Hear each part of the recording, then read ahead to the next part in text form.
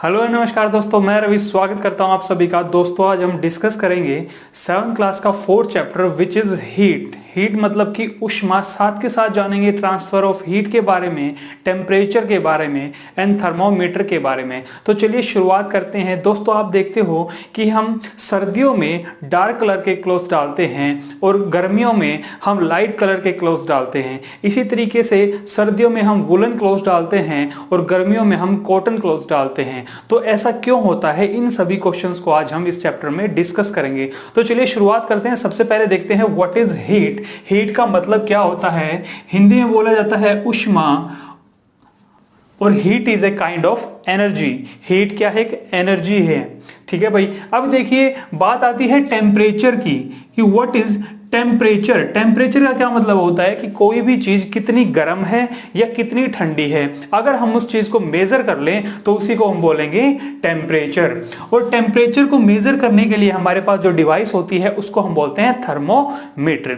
Okay, तो जो thermometer है वो भी दो टाइप्स का होता है। जैसे कि पहला है क्लिनिकल थर्मोमीटर और दूसरा होता है लेबोरेटरी थर्मोमीटर। देखिए नाम से ही पता चल रहा है, क्लिनिकल थर्मोमीटर मतलब जो क्लिनिक्स में, हॉस्पिटल्स में डॉक्टर्स के द्वारा यूज किया जाता है किसी ह्यूमन बॉडी के टेम्परेचर को मेजर करने के लिए। और जो लेबोरेटरी थर्मोमीटर है वो लैब्स में यूज किया जाता है कि भाई किसी भी सॉल्यूशन की कोल्डनेस या हॉटनेस को जांचने के लिए। तो सबसे पहले जान लेते हैं क्लिनिकल थर्मोमीटर के बारे में। यहां पे जो मैंने ड्रॉ किया गया है वो एक क्लिनिकल थर्मोमीटर है। देखने में कैसा लगता है, एक यूनिफॉर्म ग्लास ट्यूब का बना हुआ होता है। साथ के साथ इस पे हमको एक दिखता है स्केल जिसको हम बोलते हैं सेल्सियस स्केल। और इसकी रीडिंग होती है 35 डिग्री सेल्सियस से लेकर 42 डिग्री सेल्सियस तक। तो ये क्वेश्चन बहुत बार पूछ लिया जाता है एग्जाम्स में कि एक क्लिनिकल थर्मोमीटर की रेंज कितनी होती है।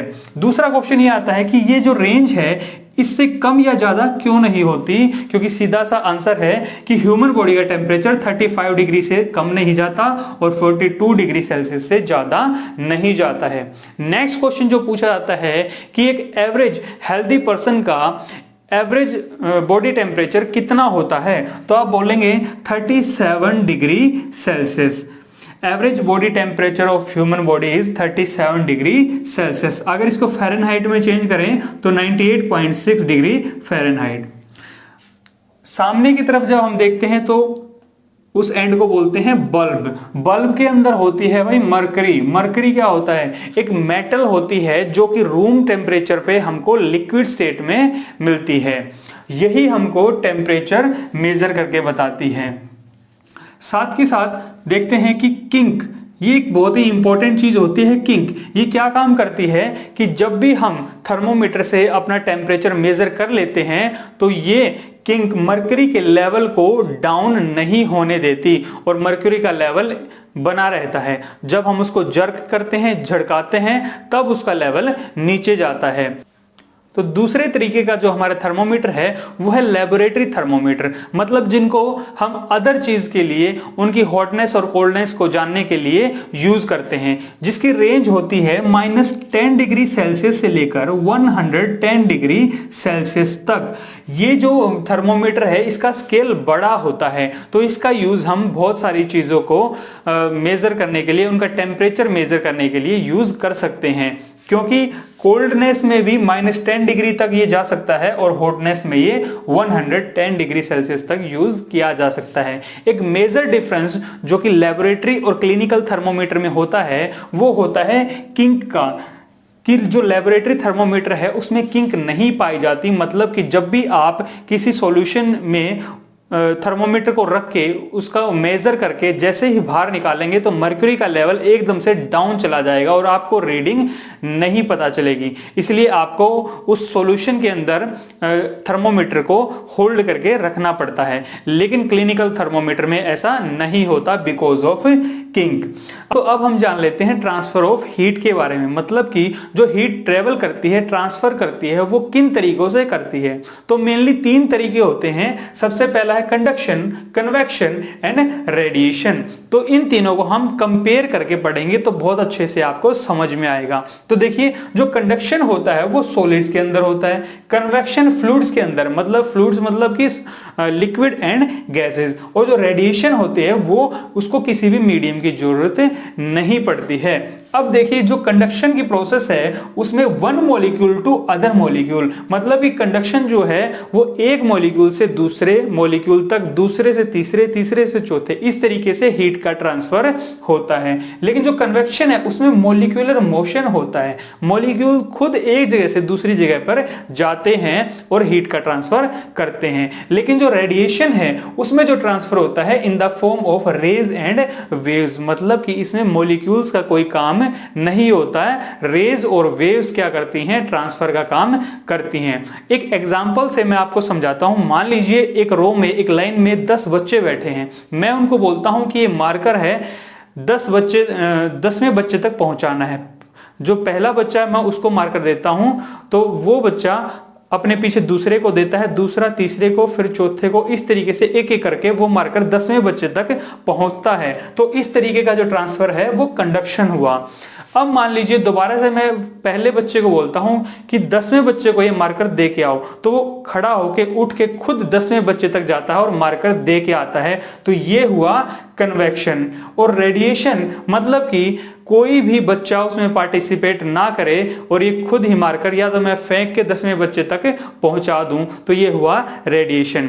देखिए अब आप आई थिंक समझ गए होंगे। तो इससे एक एग्जाम्पल और ले लेते हैं। जैसे कि मान लीजिए एक चम्मच है और हमने इसको गर्म किया, तो डायरेक्ट कांटेक्ट हुआ हीट का और स्पून का, चम्मच का। तो ये कांटेक्ट हुआ यहां से और ये चम्मच गर्म हो गई यहां से, इस एंड से ये गर्म हो गई। तो हमने पढ़ा था कि जो हीट का ट्रांसफर है वो हॉटर एंड से कोल्डर एंड तक होता है। तो ठंडी ये इस साइड है, इस तरीके से मॉलिक्यूल से दूसरा मॉलिक्यूल, फिर तीसरा, चौथा, इस तरीके से पूरी की पूरी जो चम्मच है वो गर्म होती हुई आ जाएगी और एक टाइम पे आके ये वाला एंड भी इसका गर्म हो जाएगा।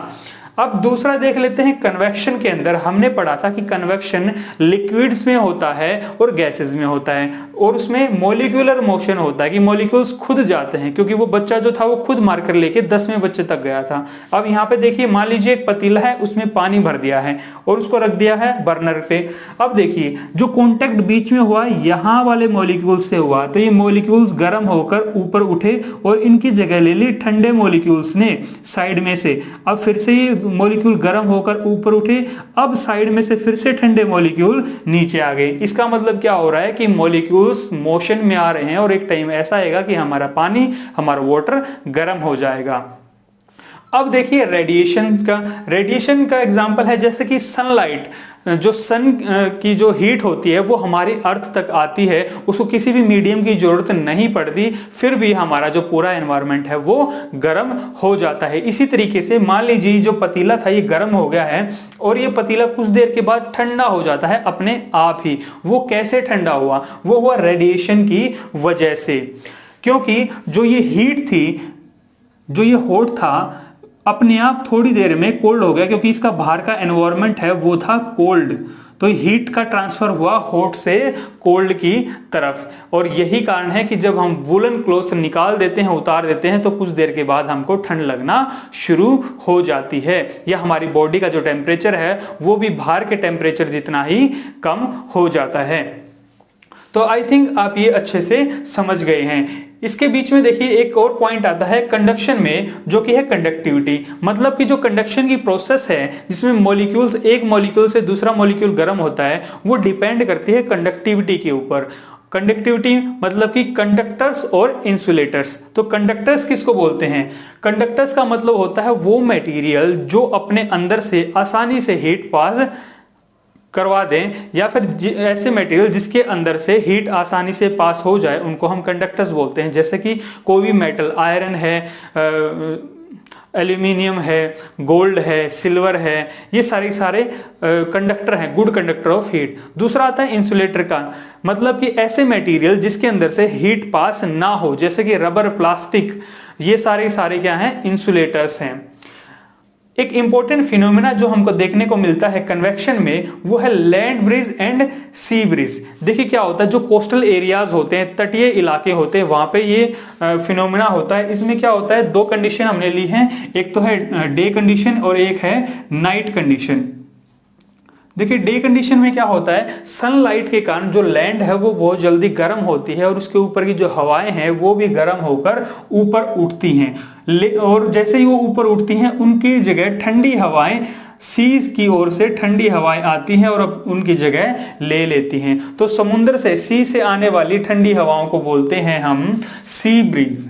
क्या बोला जाता है? Sea breeze.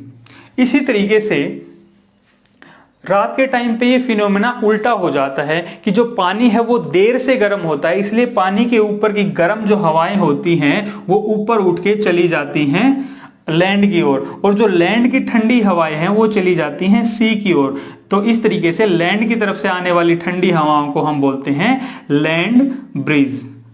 Land breeze.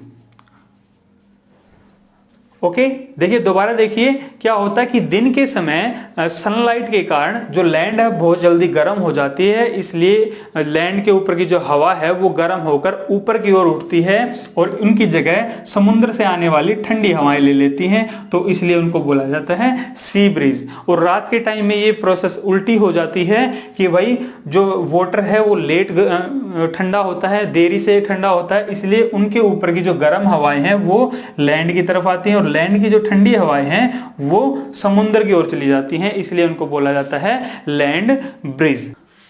तो अब हम बात कर लेते हैं डिफरेंट टाइप्स ऑफ क्लोथ्स के बारे में। देखिए हम क्या करते हैं कि विंटर में हम डार्क कलर के क्लोथ्स डालते हैं और समर्स में हम लाइट कलर के क्लोथ्स डालते हैं। ऐसा क्यों होता है? क्योंकि जो डार्क कलर होता है, डार्क कलर वो हीट को ज्यादा एब्जॉर्ब करता है, हीट को ज्यादा एब्जॉर्ब करता है, इसलिए हमें उनमें गर्मी का एहसास होता है। और जो लाइट कलर होते हैं वो हीट को कम एब्जॉर्ब करते हैं, इसलिए हमें उसमें ठंडक महसूस होती है। दूसरे टाइप्स के हम लेते हैं जैसे कि वूलन क्लोथ्स। हम सर्दियों में वूलन क्लोथ्स डालते हैं और हमको सर्दी नहीं लगती। ऐसा क्यों होता है? क्योंकि जो वूल होती है वो पुअर कंडक्टर होती है हीट की। हीट की पुअर कंडक्टर कौन होती है भाई? वूल होती है। दूसरा कारण क्या है कि जो वूल के फाइबर्स होते हैं उसके बीच में एयर ट्रैप हो जाती है, और आपको पता है कि जो एयर है वो भी हीट की बैड कंडक्टर होती है। इससे होता क्या है कि जो एयर है वो एक लेयर बना लेती है अपनी, और हमारी बॉडी हीट को बाहर नहीं जाने देती, और अगर हमारी बॉडी हीट बाहर नहीं जाएगी तो हमारी बॉडी एक पर्टिकुलर टेम्परेचर पर मेंटेन रहेगी और हमको सर्दी नहीं लगेगी। यहां होता है हमारा चैप्टर कंप्लीट। अगर वीडियो पसंद आई है तो इसे लाइक कीजिए, चैनल को सब्सक्राइब कर लीजिए और वीडियो को शेयर कीजिए अपने दोस्तों में, ताकि वो भी इस चैप्टर के बारे में सीख सकें। अगर आपको कोई क्वेश्चन है, कोई क्वेरी है तो उसको कमेंट्स में लिखिए। मिलते हैं नेक्स्ट वीडियो में। Thank you for watching. Have a nice day.